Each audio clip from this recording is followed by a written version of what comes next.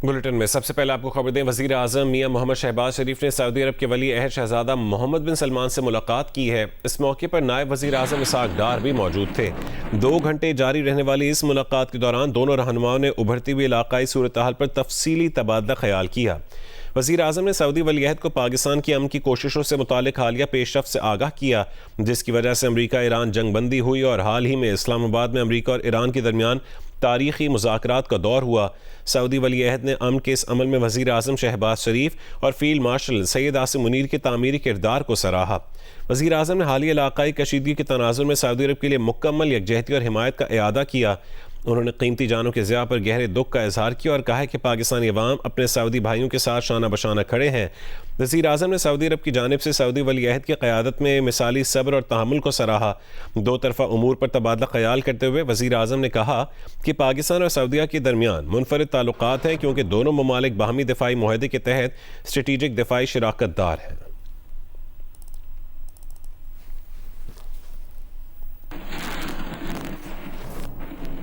Army chief field marshal Asim Munir की ईरानी वज़ीर ख़ारजा Abbas Araghchi से तेहरान में मुलाकात हुई है। अब्बास अरागची ने सोशल मीडिया पर वीडियो शेयर करते हुए कहा है कि फील्ड मार्शल आसिम मुनीर का ईरान में खैर मकदम करके खुशी हुई। पाकिस्तान की जानिब से मुज़ाकरात की मेज़बानी पर इज़हार तशक्कुर किया, जोर दिया कि यह हमारे गहरे और अजीम 2 तरफ़ा ताल्लुकात का मज़हर है। अब्बास अरागची ने कहा कि खित्ते में अमन व इस्तेहकाम को फ़रोग़ देने से मुतालिक हमारा अज़्म मजबूत और मुश्तरक है। ISPR के मुताबिक फील्ड मार्शल का दौरा तेहरान अमरीका और ईरान के दरमियान जारी सालिसी की कोशिशों का हिस्सा है। वफाकी वज़ीर दाखिला मोहसिन नकवी भी फील्ड मार्शल के हमराह हैं।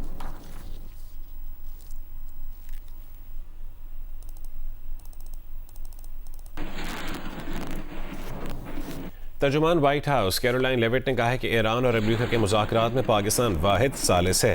ईरान के साथ नतीजा खेज बातचीत जारी है। ईरान अमरीका जंगबंदी से मुतालिक पाकिस्तान की संजीदा कोशिशों की सताइश करते हैं। पाकिस्तान हैरत अंगेज सालिस है, उनकी दोस्ती को सराहते हैं। मुज़ाकरात का अगला मरहला मुमकिन तौर पर इस्लामाबाद में ही होगा। अमरीका की जानिब से जंगबंदी में तोसी की दरख्वास्त की खबरें गलत हैं। तर्जुमान व्हाइट हाउस ने कहा है कि आबना हुर्मुज़ की मुकम्मल नाकाबंदी नाफिज कर दी गई है।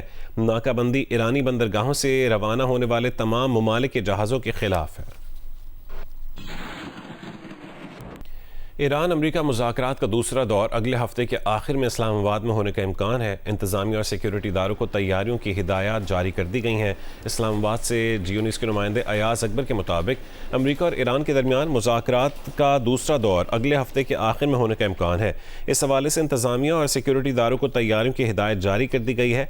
इस ज़राए का कहना है कि अमरीकी वफ़द की नुमाइंदगी नायब सदर JD वेंस, स्टीव विटकॉफ और जेरेड कुशनर करेंगे। ईरान की जानिब से स्पीकर मोहम्मद बाकिर कालिबाफ और वज़ीर ख़ारजा अब्बास अरागची वफ़द की नुमाइंदगी करेंगे। पाकिस्तान इन मुज़ाकरात में सालिस का किरदार अदा कर रहा है और इम्कान है कि नायब वज़ीर ख़ारजा और वज़ीर आज़म और वज़ीर ख़ारजा इसाक डार और field marshal army chief Syed Asim Munir सालिस के तौर पर शरीक होंगे।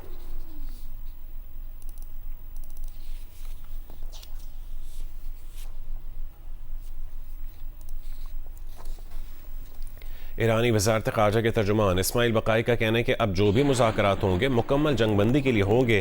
पाकिस्तान के ज़रिए अमरीका से पैगामात का तबादला किया जा रहा है। मुज़ाकरात के तसलसल में ईरान आज पाकिस्तानी वफ़द की मेज़बानी करेगा। इस्लामाबाद में मुज़ाकरात के दौरान मुकम्मल जंगबंदी, पाबंदियाँ हटाने और जंग में होने वाले नुकसानात के अज़ाले पर बात की गई थी। तर्जुमान ईरानी वज़ारत ख़ारजा ने कहा है कि ईरान अमरीका मुज़ाकरात के लिए अभी तक कोई तारीख तय नहीं की गई। यूरेनियम की अफजूदगी का ईरान का हक नाकाबिल एतराज़ है, ताहम अफजूदगी की सतह पर बातचीत मुमकिन है। जौहरी तवानाई के पुरअमन इस्तेमाल का हक दबाव या जंग के जरिए नहीं छीना जा सकता।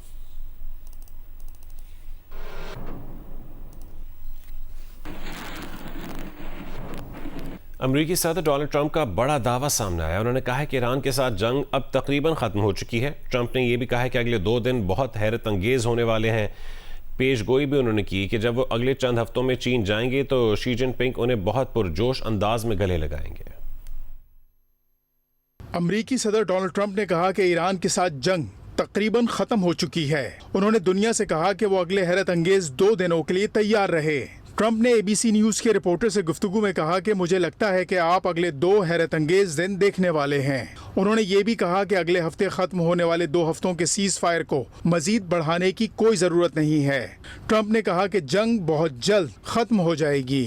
सदर ट्रंप ने फॉक्स न्यूज को इंटरव्यू देते हुए कहा कि ईरानी हमलों से खलीजी ममालिक को शदीद नुकसान पहुंचा। उन्हें तवक्को नहीं थी कि ईरान उन पर हमला करेगा। ट्रंप ने दावा किया कि पिछले साल ईरानी एटमी तंसीबात पर अमरीकी हमलों ने ईरान की एटमी सलाहियत को रोक दिया, वरना ईरान 1 से 2 माह में एटमी हथियार बनाकर इसराइल और अमरीका पर इस्तेमाल कर चुका होता।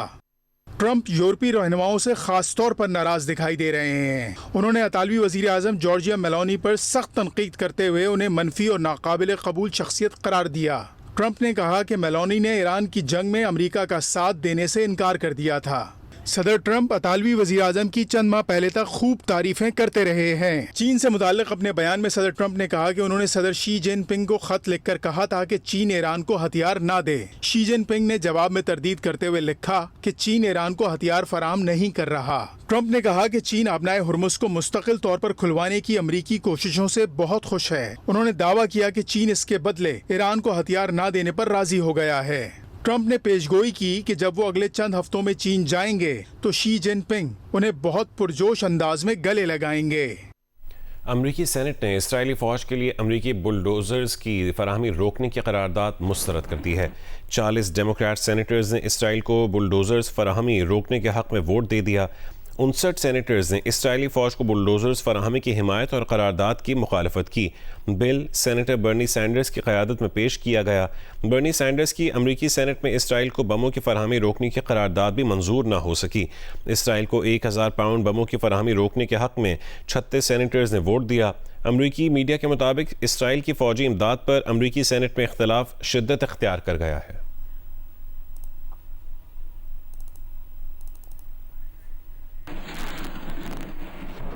अमरीकी सदर डोनाल्ड ट्रंप की ईरान को अपना हुर्मुज़ इस्तेमाल करने से रोकने की हिकमत अमली चीन के अहम तवानाई की सप्लाई को शदीद मुतासिर कर रही है, बल्कि अगले महीने होने वाली दोनों रहनुमाओं की मुलाकात से पहले शी जिनपिंग के साथ बराह रास्त तसादुम का खतरा भी पैदा कर रही है। अमरीकी अखबार के मुताबिक ट्रंप ईरान जंग में फंस जाने के बाद चीन पर दबाव डालकर तेहरान को मुज़ाकरात की मेज़ पर लाना चाहते हैं। सदर शी जिनपिंग ने ईरान जंग के हवाले से खामोशी तोड़ते हुए खबरदार किया कि आलमी निज़ाम अफरा तफरी का शिकार होकर बिखर रहा है। उन्होंने मशरिक़ वस्ता में चीन की तामीर किरदार का वादा भी किया। चीनी वज़ारत ख़ारजा ने ट्रंप की बहरी नाकाबंदी को ख़तरनाक और गैर जिम्मेदाराना करार देते हुए सख्त रद्द-ए-अमल दिया है।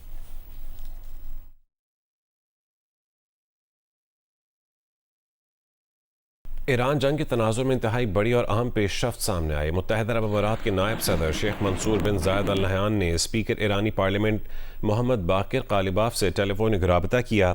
UAE की सरकारी न्यूज़ एजेंसी के मुताबिक दोनों रहनुमाओं ने खित्ते में कशीदगी के खात्मे के इम्कानात पर तबादला ख्याल किया।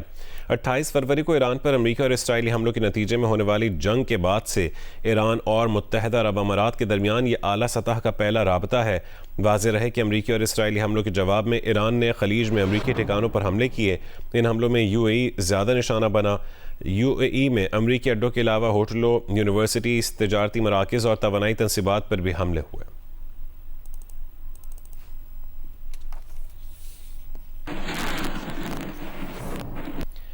अमरीका और ईरान के मुज़ाकरात के लिए पाकिस्तान की सिफारती कोशिशों की अहम तफसीलात सामने आ गई हैं। Senior anchor person Shahzeb Khanzada ने अपने प्रोग्राम में ज़राए से बताया कि जब इस्लामाबाद में मुज़ाकरात ख़त्म हुए थे तो पाकिस्तान का बतौर सालिस किरदार ख़त्म नहीं हुआ था। पाकिस्तान मुसलसल दोनों ममालिक के साथ नोटिस शेयर कर रहा है ताकि जब मुज़ाकरात की अगली नशिस्त हो तो वो असल में मुआहदे पर दस्तखत करने यानी साइनिंग सेरेमनी हो, और फिर उस बात का भी इम्कान है कि इतना बड़ा इवेंट हो कि दोनों ममालिक के सदूर उस मुआहदे पर दस्तखत करें।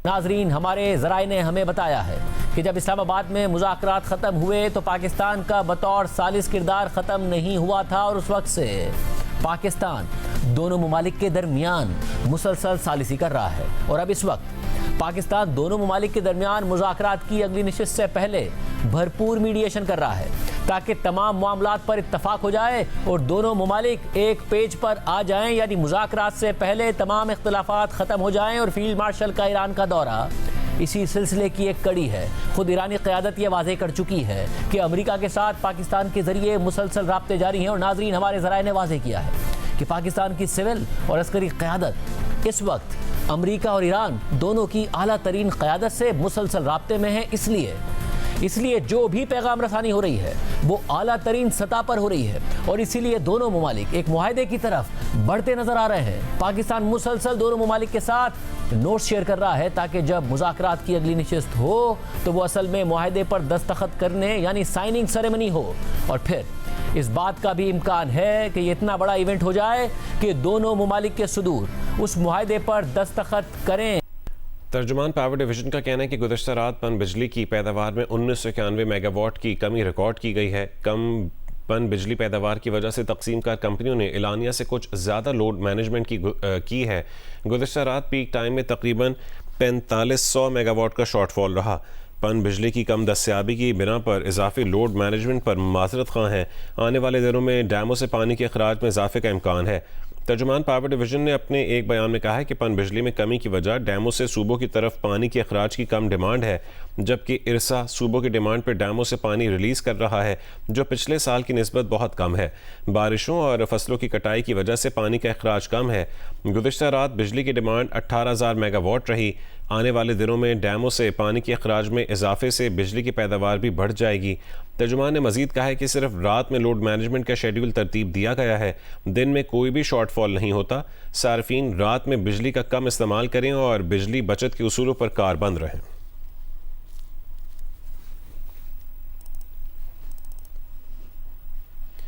सुई नॉर्दर्न और सदर्न ने नए माली साल से गैस की कीमतों में इजाफे के लिए दरखास्तें ओगरा में जमा करवा दी हैं। सुई सदर्न ने गैस की औसत कीमत में 5,306 रुपये और सुई नॉर्दर्न ने 29 रुपये फ़ी MMBTU इजाफा मांगा है। सुई नॉर्दर्न और सुई सदर्न की दरखास्तों में आइंदा माली साल समेत साबिका शॉर्टफॉल की मद में मजमूई तौर पर 1,650 अरब रुपये का तखमीना पेश किया गया है।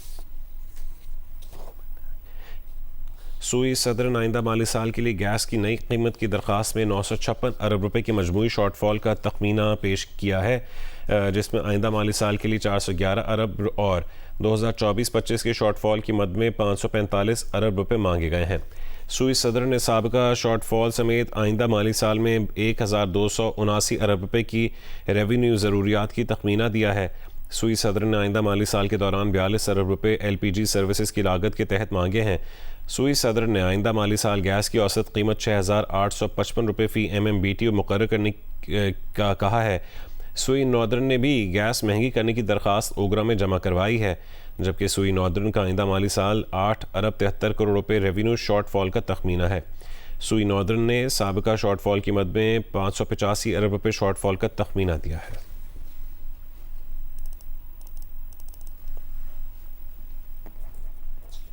लाहौर में गैस और बिजली की तवील लोड शेडिंग ने शहरियों का जीना दूभर कर दिया है। गर्मी की शिद्दत में इजाफे के साथ ही बिजली की आंख मचोली और गैस की गैर एलानिया बंदिश ने अवाम को शदीद मुश्किलात से दो चार कर दिया है। रिपोर्ट करेंगी लाहौर से हफ्सा उस्मान। गर्मी की शिद्दत बढ़ते ही लाहौर में लोड शेडिंग ने डेरे डाल लिए। हुकूमत की जानिब से कहा गया कि बिजली की लोड शेडिंग 2.25 घंटे के लिए होगी, जबकि हालात इसके उलट है। थोड़ी देर के लिए बिजली आती है और 1 घंटे के लिए गायब हो जाती है। शहरी कहते हैं कि बिजली की गैर एलानिया लोड शेडिंग ने जिंदगी अजीरन कर दी है। 1 घंटा आ रही है, 1 घंटा जा रही है। हमारे तो बच्चे रात को सो नहीं सकते, हम लोग सो नहीं सकते। रात इतना मच्छर होता है, बड़ी आवाजार हो चुके हम लोग, तो बहुत परेशान इस हुकूमत से भी। हमारी तो बर्बादी कर दी इन लोगों ने। गैस है, गैस नहीं है, पानी नहीं है, बिजली नहीं है, कुछ भी हमारे पास छोड़ा नहीं इन लोगों ने। बिजली के साथ साथ गैस की लोड शेडिंग से भी शहरी मुश्किलात का शिकार हैं। तालिब इल्म कहते हैं कि सुबह के वक्त गैस नहीं होती, इसलिए स्कूल भूखे पेट ही जाना पड़ता है। गैस भेजे, लाइट इतनी दफ़ा चली जाती है तो हम भूखे पेट स्कूल जाते हैं। गैस ही नहीं आ रही होती तो हम खाना कैसे खाएंगे। जब पॉली से घर आती हूँ, ना लाइट होती है, ना गैस होती है और ना ही पानी वगैरह आ रहा होता है हमारा, ठीक है। और उसके बाद क्या कहते हैं, 1 घंटा आ रही है, 1 घंटा जा रही है, और गैस आते हैं तो खाना बना हुआ ही नहीं होता है। गैस आती नहीं है, बच्चे स्कूल से आते हैं, खाना मांगते हैं तो आगे देखो तो चूल्हे बिल्कुल बंद होते हैं। हम तो बहुत तंग आ गए हैं। शहरियों का कहना है कि हुकाम बिजली और गैस की लोड शेडिंग का नोटिस ले, ताकि गैस और बिजली के मामले में अवाम को सही मानों में रिलीफ मिल सके। कैमरामैन सफदर अली के साथ हफ्सा उस्मान, जियो न्यूज़, लाहौर। माहिरीन का कहना है कि पाकिस्तान से दुबई मुंतकिल होने वाले सरमाए की तरसील सुस्त हुई है और 28 फरवरी से वस्त अप्रैल तक पाकिस्तान के रियल एस्टेट शोबे में तेज़ी आई है। अलबत्ता मुल्की सतह पर इस शोबे की खामियां बदस्तूर बरकरार हैं। रियाज एंडी की रिपोर्ट देखिए। पाकिस्तान का रियल एस्टेट बाजार तेज हुआ है। आप नाजरीन शायद सोच रहे हों कि ये तेज़ी मशरिक़ वस्ता जंग की वजह से पैसा पाकिस्तान वापस आने की वजह से हो, लेकिन माहिरीन कहते हैं कि ये तो महज पाकिस्तान से मुंतकिल होने वाली रकम के रुकने की वजह से है। जो जाने वाला था वो तो बंद हो गया ना। हमारे कई कस्टमर हैं जिन्होंने कहा था हमने बेच के दुबई में लेना है, और ऑलरेडी लिए हैं लोगों ने, सबको पता है, कुछ छुपी हुई बात तो नहीं है। हमारे पास फिगर्स हैं, अभी भी कोई रियल एस्टेट की कोई पूरी मेरे पास लीक्स आई हैं कि इतनी लिस्ट आई कि इतने लोगों की प्रॉपर्टीज़ हैं पाकि, वो पहले भी निकल चुकी है, आपको पता है। तो एटलीस्ट जो सोच रहे थे वो तो नहीं जाएंगे, वो तो कहेंगे नहीं नहीं यार पाकिस्तान में ही रहने दो, या फिर किसी और इंटरनेशनल रीजन में। लेकिन जो दुनिया के हालात है, मैं नहीं समझता कि पाकिस्तान छोड़ के कहीं और भी कोई इन्वेस्ट करेगा इस वक्त की जो सूरत हाल। वज़ीर दाखिला मोहसिन नकवी के मुताबिक उन्हें कारोबारी तबके ने बताया है कि 3 साल में पाकिस्तान से 100 अरब डॉलर बाहर गया है। रियल एस्टेट माहिर समझते हैं कि वो पैसा अभी वतन वापस नहीं पलटा है। दुबई में ना एक तो बिजनेसेस में पैसा इन्वेस्ट था, दूसरा रियल एस्टेट में था। अब रियल एस्टेट में तो एग्जिट इतनी इजीली मिलेगा नहीं, क्योंकि अगर आपने एक मिसाल 1 मिलियन दिरहम की प्रॉपर्टी ली है तो आज अगर उसके कोई बायर नहीं है तो आप उसको नुकसान में नहीं बेचेंगे। अब एक्सपर्ट्स का कहना है कि मार्केट 50% पे रुकती है, मार्केट 60% पे रुकती है कि हाँ। अब कुछ इन्वेस्टर्स जो हमारे साथ काम करते हैं वो ये भी कह रहे हैं कि दुबई में यार अगर 50% पे भी रुक जाए बाजार तो बड़ी बात होगी। दुबई रियल एस्टेट की कीमतें ज़रूरत से ज़्यादा ऊंची हो गई थी। जंग ने वहाँ के बाज़ार को करेक्शन का जवाब दिया है, लेकिन सवाल ये है कि कितनी करेक्शन हो सकती है। जो पाकिस्तान में इन्वेस्ट करते थे उनके पास एक पैरेलल दूसरी चीज़ थी जो दुबई की सूरत में थी। वो कहते थे वहाँ रेंटल रिटर्न भी अच्छा है, वहाँ अमन भी अच्छा है, और वहाँ आपकी करेंसी जो डिवैल्यूएशन होने से बच जाती, क्योंकि 22 से लेके 24 में लोगों को उसमें भी बहुत मार पड़ी, और तकरीबन 70% और 60% तक मार पड़ गई। तो लोगों ने दुबई को एक सेफ हेवन समझ लिया और धनाधन लोगों ने पैसा दुबई में पार्क किया। लेकिन आज ये अब जो चीज़ हो गई है, हमें नज़र आ रही है कि आने वाले कम अज़ कम 5 साल तक लोग दुबई की तरफ नहीं देखेंगे।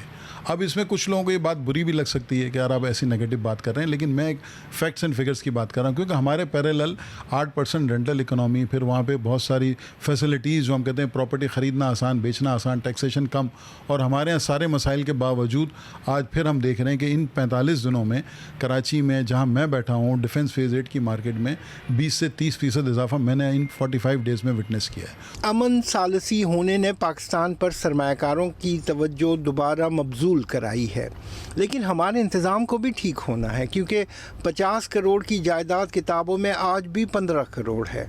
ये सूरत हाल काला धन छुपाने वालों के लिए तो शायद भली हो, लेकिन सरमायाकारों के लिए ये सीधा साधा बहुत बड़ा नुकसान है। कैमरामैन अदनान अली के साथ रियाज एंडी, Geo News, Karachi. PSL team Lahore Qalandars के ऑस्ट्रेलियाई ऑलराउंडर डैनियल का कहना है कि पीएसएल में मुकाबला दुनिया की बेहतरीन लीग्स जैसा है, मकामी टैलेंट भी इंतहाई शानदार है। हमारी कोशिश है कि कराची में 2 मैचेस जीत कर लाहौर जाकर प्ले ऑफ के लिए क्वालिफाई करें। How excited are you for the matches ahead? You haven't got the chance, but of course you must be looking forward for next games and give your best. Yeah, 100%. The guys are really looking forward to getting forward. We're going to be playing games quite thick and fast for the rest of the tournament. So the guys are looking forward to getting 2 wins here in Karachi, then go back to Lahore and qualify for the finals. How much you are missing the crowd and that atmosphere? Yeah, 100%. It's unfortunate that we're not able to play with the crowd. They bring an unbelievable atmosphere. Every team has unbelievable fans, and it'd be awesome to experience the Lahore Qalandars fans. PSL team Rawalpindiz में शामिल नौजवान cricketer Abdullah फजल का कहना है कि PSL एक बहुत बड़ा स्टेज है, यहाँ परफॉर्म करेंगे तो आगे जाने का मौका मिल सकता है। कोशिश है कि अच्छी परफॉर्मेंस देकर टीम को जितवा सकें। जब से क्रिकेट शुरू की है प्रोफेशनल, तो यही कोशिश थी कि मैं पीएसएल खेलूं और परफॉर्म करूं। दूसरा ये कि अभी पहला सीज़न है तो काफ़ी अच्छा जा रहा है। काफ़ी हमारे जो पाकिस्तान प्लेयर हैं, इंटरनेशनल प्लेयर हैं, तो उनसे बहुत कुछ सीखने को मिल रहा है और काफ़ी लर्न करने की कोशिश कर रहा हूँ। बड़ा स्टेज है काफ़ी, और यहाँ परफॉर्म करूँगा तो उसके बाद पाकिस्तान में ही इंशाल्लाह जाऊँगा। तो कोशिश यही है कि जितना बड़ा और अच्छा परफॉर्म करूँ और टीम के लिए जीतूँ। लाहौर में सूबाई वज़ीर खेल फैसल अयूब खान ने पंजाब इंटरनेशनल स्विमिंग कॉम्प्लेक्स की अपग्रेडेशन के बाद इफ्तिताह कर दिया है। तज़ीन व आराइश के बाद इसमें पहले CM Punjab age group swimming championship के मुकाबले शुरू किए गए। सूबाई वजीर खेल मलिक फैसल अयूब खोकर ने इंटरनेशनल स्विमिंग कॉम्प्लेक्स की अपग्रेडेशन मुकम्मल होने और वजीर आला Punjab age group swimming championship का इफ्तिताह किया। सूबाई वजीर ने कहा कि मेगा इवेंट्स का आगाज हो गया है। पहले इवेंट में रिकॉर्ड 400 से जायद बॉयज़ और गर्ल्स स्विमर्स हिस्सा ले रहे हैं। इफ्तिताही रोज़ मुख्तलिफ एज ग्रुप में स्विमर्स ने खूब महारत का मुजाहरा किया। बॉयज़ के अंडर 6 से अंडर 16 और ओपन कैटेगरी में, जबकि गर्ल्स में अंडर 8 से अंडर 18 तक के मुकाबले जारी हैं।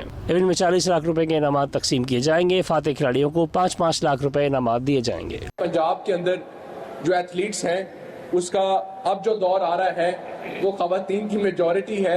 I am happy for that. अल्हम्दुलिल्लाह 400 एथलीट्स ने पार्टिसिपेट किया है इस इवेंट में 400 एथलीट्स, और 110 इवेंट्स यहाँ पर होंगे 2 दिन के अंदर। PCB women's talent and programme के तहत एलसीसी ग्राउंड में ट्रायल्स हुए, जहां 200 से ज्यादा खिलाड़ियों ने शिरकत की। विमेन अंडर 19 और इमर्जिंग कैटेगरीज में पाकिस्तान क्रिकेट बोर्ड का ट्रायल्स का सिलसिला जारी है। लाहौर के एलसीसी ग्राउंड में आज ट्रायल्स हुए, जिसमें 200 से ज्यादा खिलाड़ियों ने शिरकत की। ट्रायल्स में नेशनल विमेंस टीम के सेलेक्टर असद शफीक, बतूल फातिमा और रीजनल कोचेस ने शिरकत की। ट्रायल्स का सिलसिला 9 शहरों में 1 मई तक जारी रहेगा। मुल्क भर में होने वाले ट्रायल्स में से 5 टीमों की सिलेक्शन की जाएगी, जिनके दरमियान वनडे और T20 के मैचेस कराए जाएंगे, जहां बेहतरीन टैलेंट को आगे आने का मौका दिया जाएगा। इंटरनेशनल इवेंट्स में सब्ज़ हिलाली परचम बुलंद करने वाली सगी बहनों ताइक्वांडो गर्ल्स सुंबुल फातिमा और तैयबा अशरफ ने पढ़ाई के साथ मुस्तकबिल के स्टार्स को भी तैयार करना शुरू कर दिया है। सुंबुल और तैयबा ओलंपिक्स में पाकिस्तान की नुमाइंदगी करना और मुल्क के लिए मेडल जीतना चाहती हैं। लाहौर से सुहेल इमरान की रिपोर्ट देखिए।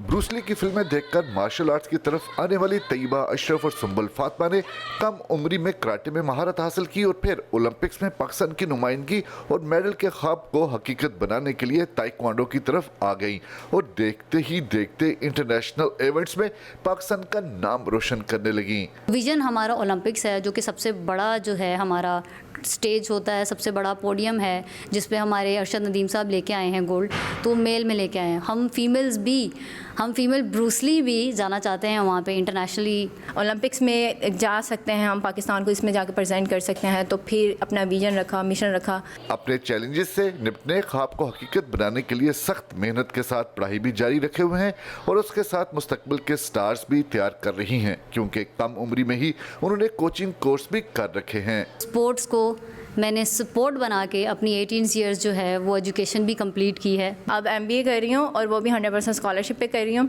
तो वो भी एक एजाज़ की बात है कि अल्हम्दुलिल्लाह इस वजह से भी पेरेंट्स बहुत प्राउड फील करते हैं कि हमारा बच्चा जो है वो अपने ऑन पे खड़ा है।